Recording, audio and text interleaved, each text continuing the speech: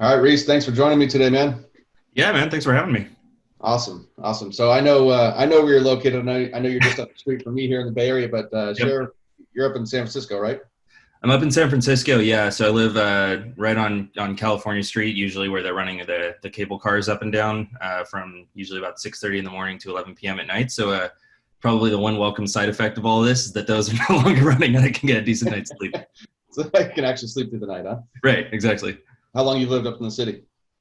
So I've lived in this particular location for coming up on a year, but I've been in San Francisco overall for about 3 years, and prior to that, I was in the East Bay. So I'm from the Bay Area my whole life. Right on. How you like it up there? It's good. Interestingly enough, we actually probably are going to be relocating to Minnesota in the next 4 to 5 months here. Me and my fiance are going to be moving down just because her family's from there, and I'd like to buy a house. So, Yeah. Oh, you mean it's not easy to buy a house in the Bay Area, right, yeah. huh? Well, who knows? Give it a few months, maybe. Yeah, exactly. Yeah, with everything going on, you never know. Might be Right. some good stuff to take advantage of. So cool. Minnesota's the next step, huh? Yep, looking like it. Good deal. Good deal. Right on, man. So tell us a little bit about how you got into the recruiting space. Yeah, so I think like most people, I didn't really plan to get into it. Really, what happened is I originally went to college. I got a degree in finance and economics, worked as a financial analyst, and then I was at a really small firm. And about 6 months into it, we lost some clients. I and a couple of other people got laid off, and then it was just kind of it was a surreal moment. You know what I mean? Like I'd worked for years to get my degree, and I thought I was in, and then I was like, well, now what do I do? So it was a little bit disheartening. You know what I mean? Like it's Hmm. something kind of like that I'm sure resonates with a lot of the people watching right now. It was just something that was entirely beyond my control. And so I was interviewing to get back into finance, and then about a couple months into my search, a friend of mine who was at Robert Half, which is where I started my recruiting journey, just gave my resume to the guy who would be my future boss. And I had no intent. I mean, frankly, I didn't even know what recruiting was, and I did not really want to take the call just because I Right. wanted to get back into finance. But at the same time, it's like, oh, it's my friend. I don't want to make him look bad, and so I took the call, went in to meet the team, and then once I found out what the industry actually was and what went into it and the type of people I'd be working with, I was like, oh my lord, this is fascinating. It's almost like like Wolf of Wall Street style like bullpen environment. So I ended up joining there. I was there for over 3 years. Did really well. I got promoted a few times. I was overseeing a team of six at one point, and then at a certain point, I just decided that it really was the next natural evolution for me to found my own business. And so I did that in March of last year. We essentially just hit our 1 year anniversary. And Right on. that company is called, Congratulations. thank you. So that company is called Vault Recruiting. What we do is we do recruitment process outsourcing and recruiting for recruiters, typically working with startups in the technology space, usually series A to C. As you mentioned, I'm based here in San Francisco. So right now our client base is in the Bay Area. We're also launching a program to train, excuse me, agency recruiters called Vault Academy. So that's still in production. I expect to go live with it probably within the next 2 to 3 months. But that will be an essentially A to Z full cycle training program for agency recruiters, both at the individual level, and then we also will be working with small to mid-sized agencies to be their de facto training program. So really excited Excellent. for that. Awesome, man. Awesome. How has the journey been, going from kind of being a recruiter to running your own agency and, more entrepreneurial? It's fascinating, and I've probably learned more in the last year than I ever thought possible. Working in a really large agency, and I was blessed just practically by circumstance to work in different lines of business and really get Mhm. the full sense of how the entire industry works. Um, but what I got there was a fantastic training in terms of how to do the actual recruiting. Right? It's Right. almost like recruiting is a trade.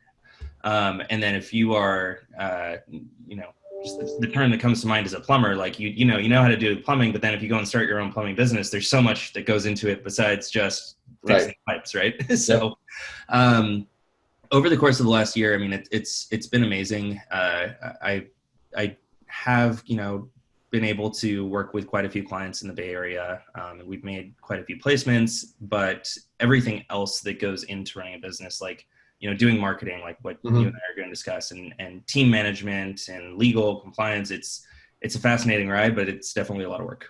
Yep, absolutely. Absolutely. A little bit different than just putting people in seats, huh? Putting people in seats and trying to hit your monthly quota. Yeah, it's very, very different. Awesome. So I know that you've, been fortunate enough to, get this business going and up and running pretty quick, and you've been able to expand your team. How are you handling your team and communicating with them during this COVID crisis? So, it's really, let's be real, it's a really tough time for recruiters right now. We work, our client base is, our candidate base is in-house recruiters. And obviously, right. We're a consulting / agency. And it's tough, really tough for everybody on both sides of the board right now. Many of my candidates have gotten laid off in the last month. Many of my friends that are in the agency world have, been laid off. And so there's a lot of fear among pretty much every recruiter out there right now. And to a larger extent, the vast majority of people in general, but, yep. Recruiters especially, because if nobody's hiring, then what can you do, right? Yeah. So what I did is I felt it was really important for my team to know exactly where we stand with essentially every aspect of the business. I'm typically a pretty transparent person with everyone, with my clients, with my candidates, with my team, but I really felt like it was necessary to take it to the next level in terms of them knowing exactly where we are, not only from a business standpoint, but from a long-term planning standpoint. So what I did is I actually put together a SlideShare presentation of, what are we going to do for the next 3 months to get through this? What are we going to stop doing? What are we going to put extra effort into? How much money do we have in the bank? What's our monthly revenue right now? What's our monthly burn rate? What are the different scenarios based on how many of our existing contractors, stay employed or not? Like, how many different months of runway will we have according to each scenario? And so, with them being able to see it, like, okay, unless everything goes completely tits up, we're going to be fine, is I think really reassuring to the team. Right. In that even if there's not an order coming in right now, right. we have the ability and we have the runway to be able to put ourselves into a good position so that, when this thing all starts to normalize again, then we can be at the forefront of everybody's minds without having to go through layoffs and what have you. So, yep. So how is your team, more from like the psychology standpoint, like how did your team receive that when you approached them with kind of this plan and leveling them with some reality, but also letting them know that, hey, if we fight, we're going to be okay? It was actually really helpful. I think that one of them actually said, like, I'm breathing a huge sigh of relief right now. Yeah. Because frankly, it is really tough. And a lot of firms, frankly, are not going to make it through this. So to be able to know that, I wouldn't call us the winning team right now, but at least the team that's going to be around at the end of this is I think really, really, giving people some peace of mind. So. Yeah. And then the other thing too is that, the other thing that's helpful with that meeting is that when you give people the plan for the next 3 months, because nothing is normal right now, not from a revenue perspective, not from a day-to-day perspective. And so, one of our teammates does specifically business development. And the question there is like, well, what am I doing? Am I just going to make ad calls or cold calls in the middle of all this? And so what we planned out is we sat and we mapped out for the next 3 to 6 months, how are we going to approach our marketing? How are we going to, approach our messaging? And how do we not come off as tone deaf during all of this while still letting people know that we're around and we're available and that when they're ready, we'll be here. Right. Since kind of communicating with your team, have you noticed a difference in kind of their spirit since kind of like a before and after, so to speak? Yeah. And frankly, both of these folks were pretty new. One of them started in late January, and then the other one just started on the 16th of last month.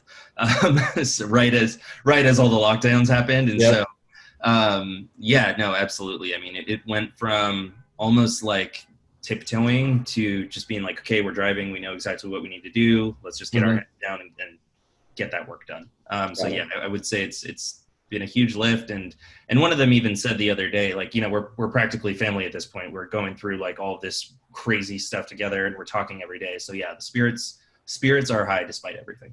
Got it. And without giving away kind of some of your secret sauce here, I mean, what are some of the activities you guys are focusing on? Yeah. So we're doing a couple things. The first thing that we're doing is we're doing a webinar on the 22nd about how to build an amazing remote work culture. So really my hypothesis towards doing this is that obviously everybody has gone remote in the last couple months, that goes without saying. However, a lot of the content that I've seen around, how to work remotely is really focused on the individual, right? And that's things like build yourself a schedule, change into your work clothes or don't, have a dedicated workstation, which is fine. And it's all well and good and it's very valid. But what I haven't seen is I have not seen directives towards HR and people leadership on how to build a cohesive remote work culture and how to manage remote employees and how to make sure that everybody is still engaged. So what we're doing is we're bringing on board 3 guests. One of them is the director of people at Particle, which has an entirely distributed engineering team, as well as, I think it's actually about 70% of the company that's distributed. Another person does L&D at Zapier, which is a completely distributed company. And the last one, she's actually somebody that I'm working with. She is a licensed psychotherapist as well as an HR specialist. So she's also going to be coming on just to share some best practices on how to keep employees, mental health as healthy as possible during all this. Right. So again, the hypothesis there being is that if there were companies that knew what they were doing and were purposefully remote before all this, I think they'll have a lot of really valuable insight into, some of the HR and people leaders that are just now figuring out how to keep their whole team together. Right. So that's a really large initiative we're working on. We just announced it the other day. We've gotten a lot of great registration so far. We're also going to be starting a podcast of our own in the next couple of days. Once the microphone comes in. So, we work with a lot of, our client base is in-house recruiters. And so I think that gives us a really good springboard, if you want to call it that, into being immediately relevant to our audience. Yeah. Beyond that, we're really working on publishing additional content. So blog posts, LinkedIn posting. We have posting goals for basically each of our social media pages at this point.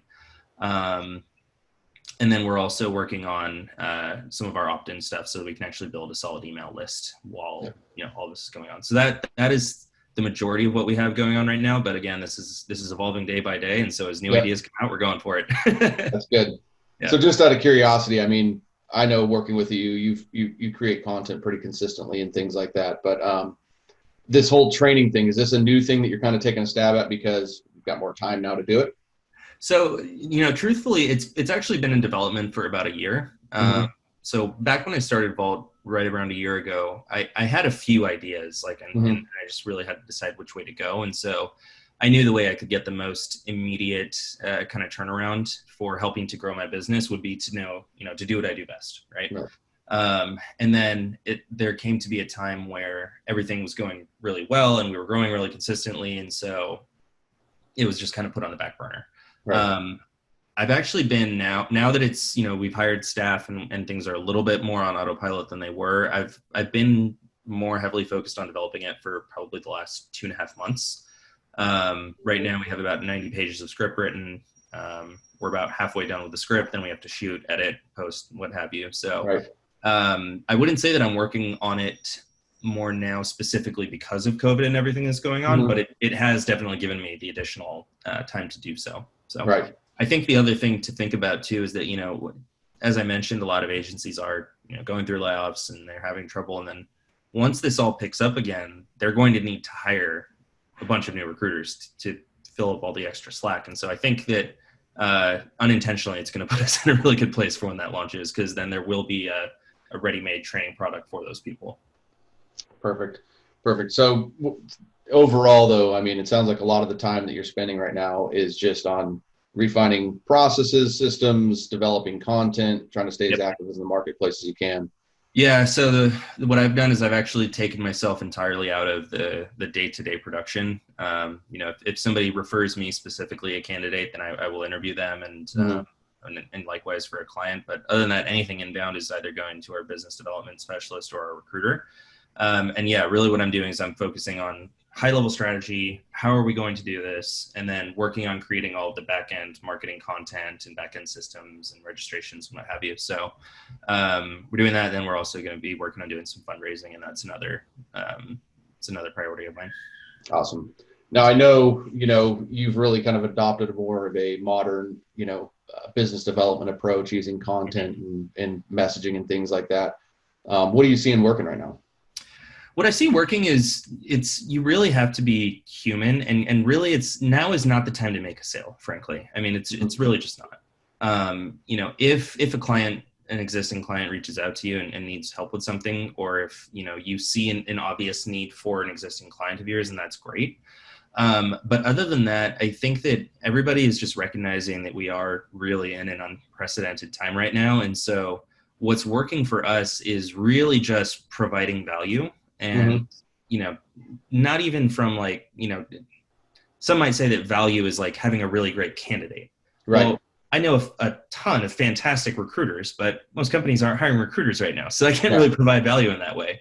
Yep. So really the type of value that we are providing at this point is, not only leveraging our own knowledge and expertise, but that of our network to create, thought leadership and content things, whether that be through the, blog posts or LinkedIn posts or what have you, but actually getting that out to people who want to hear what we have to say. Right. And so that is how we're working on creating value at this point. And then the hope is and the plan is that once all this has somewhat, whether you want to call it stabilized or normalized, then at that point we're going to be top of mind for the people who are at that point ready to buy. I love it. I mean, that's really what I've been pushing my clients to do is, obviously we've worked together in the past, but it's just, we got to control what we can control right now. And being helpers, being leaders, showing up in the marketplace in any way, any angle, not overthinking it, but just doing your best to, be out in the marketplace, because that's how you're going to survive. Is you can't sit behind these closed doors and hope and pray and think that things are going to go back to normal. It's going to be a whole new normal once this whole thing lifts the lid. And, the ones that are going to survive and really be able to, take some market share are going to be the ones that take action right now and show up and help. And it can't be like, okay, well now it's time to play and then start showing up. It's like, no, you got to, right now is a great opportunity to build your network and nurture those relationships. No, I 100% agree. And I think that the other thing to think about as well is, I don't know if you heard this. It was Mark Cuban said it a couple of weeks ago, and he said that the way that employers treat their employees now is what is going to define their brand for years. Yep. And I absolutely agree. Mm-hmm. The way that you treat your employees, it is going to be echoed in the marketplace. I've heard plenty of stories from companies that obviously I won't name, but they've said everything was fine, and then all of a sudden we were laid off. People are going to remember that. But I think the other thing too is that people are going to remember how companies presented themselves from a marketing and branding standpoint during all of this. Mm-hmm. If you're screaming tone deaf now into the LinkedIn ether about the latest candidate you just met, people are going to remember that. Yeah. And so I think that that's the other thing you have to think about is that when all this is going to be normalized, people will remember what you did here for better or for worse. Oh yeah, absolutely. Absolutely. I mean, it's a crucial time to, it's where leaders come up. It's not, our political leaders aren't going to do it. It's us in the community that are going to really lead and build this, obviously the economy back up and everything else. But, just being a helper right now is going to be, greatly remembered. Yeah. And, it's not the time, the balance in my opinion is it's certainly not the time to approach people with a sales solution, so to speak, or a product solution, but it's also not the time to be quiet, right? It's the time to be as loud as you've ever been. So if you're ever thinking about doing, and increasing your online presence and content, like now is the time to start building this habit because you've got time, unless you're one of those rare markets that is hiring right now. Well, the other thing too is that everybody's sitting at home. They have nothing else to do. Exactly. But do content. Well, you look at the time in both ways and what kind of a benefit it is right now, right? Like you have more time to create content as an individual, but second, your consumers of the content have more time to consume the content now than they ever have. They're sitting around watching podcasts, they're watching, videos, reading articles and things like that. And you want to be a part of that conversation right now. And if you what I've seen, with some of the pivots that I've made personally is that like when you're really starting to talk about what's very relevant right now and you address the elephant in the room, your response rate is insane. Yeah. But it's about, just striking things that are head on and finding your approach and your angle and spinning your brand to be helpful right now. And it's already made a tremendous impact on my brand personally. And the same things with my clients, the ones that are showing up and engaging with the audiences are still having great conversations right now. Well, I agree. And, the funny thing too, is that, this is kind of an unintentional timing thing of yours, is that I've read something that like, people are rebranding their messages on how to do COVID. And you really, I mean, from the beginning have always been saying, do content marketing, get your name out there beyond just trying to provide an immediate sale. And I think that now it's more of an I told you so than ever. Because, yeah. That's exactly what people need to be doing right now. Yep. No, I hate to say I told you so, but I'll say it for you. It's okay. Yeah. No, yeah. It's in the thing with content, as we're talking about this, I think one of the things is people, definitely overthink content and they think they have to come and be, this great content creator to have an impact. And you really don't. The main purpose of content, in my opinion, is to develop connection with my audience. So in this time, there's actually a phenomenal opportunity to actually develop connection because there's a lot to connect about and people are looking for connection right now. So if you're creating content, it's the idea is not to overthink it's to create content to create that human connection where we can see, oh yeah, Riece he's got a good heart. This is a guy I like, I like the way he's leading his team. I like the way he's leading his, stuff. And I think that's really where it's at. Well, I think a lot of the reason that people don't do it really is for two reasons. One, I think that they are afraid to put themselves out there, to which I don't have a lot to say other than get over it. But I think the other thing is too is they a lot of times don't feel like that they have anything valuable to add. Yep. And that's absolutely a trap that I've fallen into. At the end of the day, there's two ways that I can think about this. Right. I'm 29 years old. I've been doing this for, total of about 4.5, 5 years. I could think on one hand, oh my God, there's people out there who have been doing this 20, 25 years and are so much more senior than me. They're going to read my stuff. Like what value do I have to add to them? And then on the other hand, I could think about, I've been doing this for 5 years. That's not a small amount of time. I know more about recruiting and interviewing than probably 99% of the planet right now. Which is not bragging. It's just, most other people don't spend all day looking at resumes and talking, coaching people on interviewing. So, you really just have to think about like, what do I know that the people who I am talking to may not find immediately obvious, or what is something that's happened to me recently that I can share with them and is valuable? And you're right. Yeah. You don't have to overthink it. Sometimes I just freeform thoughts and I just, type things and put them into my notes and then go back and be like, oh yeah, okay, I'll post that next week. Like it's not rocket science. Yeah. Well, speaking to what you were saying, speaking with a lot of, clients and prospects in the marketplace, you hit the nail on the head. One is afraid to put themselves out there. And two is questioning the value that you have. And the response I always have to that is like, you need to learn to create and actually view yourself as a creator. Right. And then take the necessary steps. Like the guy who wrote the book didn't write the book first. He wrote a bunch of other stuff in between. Then he wrote the book, right? And so when you really look at content as like an actual skill and your mindset is built that way around like, hey, I'm just going to develop the skill. And I always use the analogy of like, well, when you first rode your bike, unless you're, a stud, you had training wheels on, right? And you rode with training wheels for a while, and then you started to ride your bike. And when you started to ride your bike with no training wheels, then you could ride maybe a little bit off balance, and then you've got really good balance. You can go faster, and then eventually you can jump off of a curb, and then eventually you can ride with no hands, and you can even ride backwards, right? But you didn't start there, and content's no different. Content is one of those things that like you have to embrace the process that you're going to go through, and you're actually going to suck in the beginning. Be okay with it, and put yourself out there, because if you buy into the process that I'll get better, then eventually you actually do, if you're willing to stay committed and do it over and over and over again. But that's the only way. There isn't like a shortcut to all of a sudden becoming good at content other than just being a creator. No, absolutely. And I think the other thing that people have to realize is you don't have to jump in all at once and do every type of content that there is. Exactly. Right? Yep. Like you can just start with LinkedIn posts. Mm-hmm. You know, people love people who are posting stuff on LinkedIn. And if you're worried about, you know, somebody looking back years later and then just being like, oh, that was wrong, whatever. LinkedIn posts are gone after like a few days, right? Like just put it up there, see what happens. And then once you get to feel a little bit more comfortable with it, post a couple of articles, you know, make a blog. I've never done a webinar before. I'm figuring it out and I'm doing it in 2 weeks and I have 100 people registered. I'll be okay. Am I nervous? Yep. Sure. But it's just something you have to get over. Yep. You know, doing a podcast. I've never done a podcast before. I've been a guest on a couple and, you know, I'm here right now. I was on one a couple months back, but you know, again, it's just having conversations that, especially we as recruiters, that's literally all we do is have conversations. And so it's really just letting somebody else listen in at the end of the day. So, well, you know, if you think when you're looking at content ideas, I mean, if you're going to look at half the advice that you gave your candidates, it's all good content. I would hope so. It's all good content, you know, if you're giving good advice, right? But, you know, that's where I think people tend to overthink it. And, you know, if you can come from a place and you create without expectation of a result, if you create from a place that, you know, is just, like I said, just being a pure creator, I don't care if I get likes, I don't care if I get shares, I don't care if I get comments, like I'm just here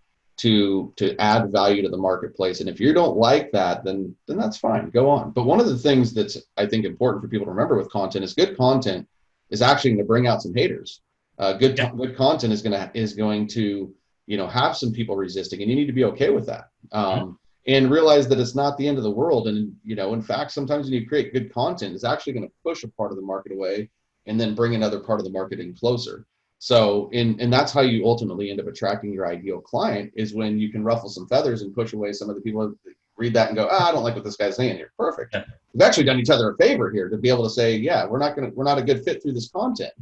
And then, you know, continuing to create. But people are so afraid of being liked, and that's not really what marketing is about. It's about sharing your message, sharing your story, and the people that, you know, are going to like you are going to like you. And no matter how cool and awesome that you are, there's always going to be people. There's always going to be, there's always going to be some haters. You know? Yep, absolutely. And you know, even LinkedIn is usually a place very much of positivity. But I've got a couple of haters on LinkedIn. You know, you deal with it.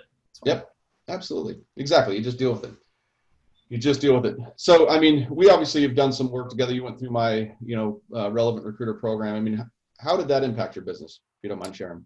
No, I would say it you know, it impacted it hugely, I think, in a couple ways.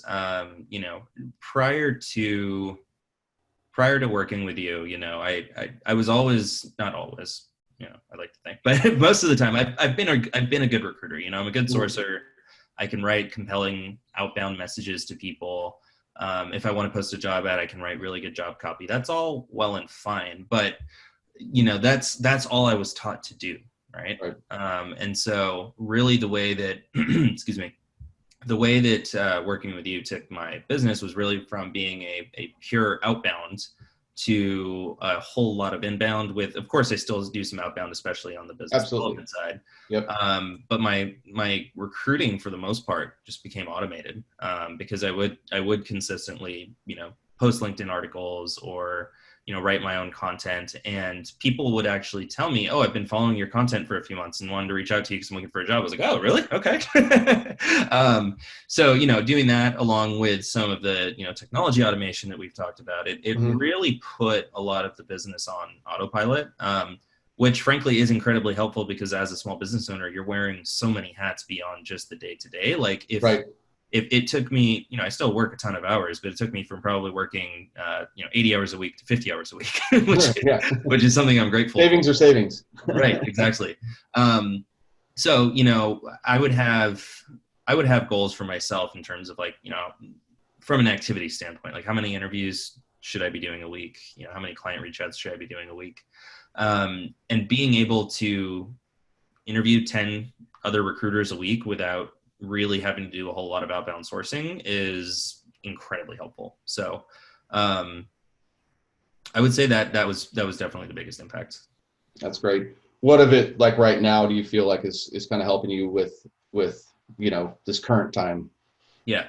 Well, I mean, it's frankly at this point, it's really just the mindset of what we need to be doing right now. Because, you know, to be frank, it was what you gave me was a mindset shift, right? Like you Mm-hmm. gave me a mindset from always being on the hunt, hence the term like headhunter, Mm-hmm. to being more of a creator and having people come to me. But, at the same time, there was always other stuff to be done, right? Like there were active orders to work on. There were active, ads that were being posted. There were referrals that were coming in. And frankly, right now, all of that has really slowed down. Right. And so now I know to fill that extra time with more content creation. Right. Because before, if it might have been 50-50, like 50 content, 50, recruiting outbound, now it's like 80-20, 90-10. Right. And if I hadn't had the knowledge to do that in the first place, I would probably, frankly, be freaking out right now because everything that I knew how to do, which is still very valid in a certain type of market, wouldn't be working. So, yeah, that's awesome, man. Thank you for sharing that. I'm glad that it's made that kind of an impact, and the mindset is critical right now with everything going on. Yeah, I mean, I talked to plenty of folks at other agencies, friends who work at either like my old company or who have moved on now to different agencies at other companies, and I ask them what they're doing, and they're like, we're just waiting, and it's absolutely the wrong move right now. Yeah, absolutely. Yeah, I mean, those are the ones that are going to go away. The ones that are Netflixing and chilling. Yeah, that's good stuff. But I mean, given these times of uncertainty, I mean, what are you most excited about, moving forward? What I'm really excited about moving forward is, well, first of all, for this to end. Yeah, exactly. But, beyond that, I think that really this is going to lead to a little bit of consolidation, which frankly, in my opinion, is a good thing. And really the reason why I say that is because there is, and frankly, it's another reason why I'm developing the course, is that there is very little barrier to entry. Become a recruiter, right? You can get hired at a big firm with a good personality, and we'll see if you work out. We'll throw you in, kid. Yep. But really, none of that is working right now. None of that is valid anymore. And a lot of firms that have made that their MO over the course of the last few years just aren't going to make it through this. And so what I am hoping, and what I'm all about anyway, is I'm all about elevating the recruiting profession, right? That's why I'm developing a training course to teach others how to do it better.